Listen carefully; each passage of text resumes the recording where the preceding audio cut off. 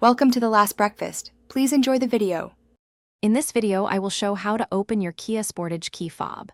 First, ensure you have a small flathead screwdriver and a fresh CR2032 battery ready. These are the only tools you will need for this simple task. Next, carefully examine your key fob to find a small slot, usually located on one of its sides or at the bottom edge. This slot is specifically designed for opening the casing. Gently insert the tip of your flathead screwdriver into this slot. Once the screwdriver is in the slot, twist it very slightly. You'll feel a small click as the two halves of the key fob begin to separate.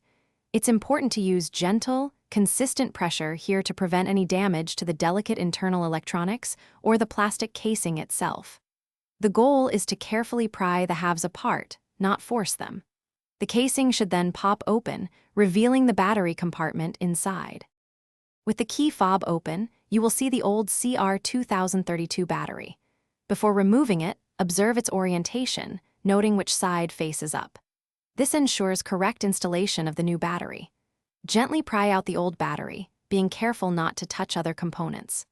Now, insert your new CR2032 battery into the compartment, making sure the positive side, usually marked with a plus sign, faces upwards, just like the old one. To reassemble, carefully align the two halves of your key fob. Press them together firmly until you hear a distinct click, which confirms the casing is securely closed. Give it a quick test to ensure all buttons are functioning properly. You've successfully opened and serviced your Kia Sportage key fob. Remember to check the description below for a link to the Echo Dot smart speaker and other great deals. Thanks for watching, and drive safely. Thanks for watching. If this was helpful, leave a like and consider subscribing. See you next time.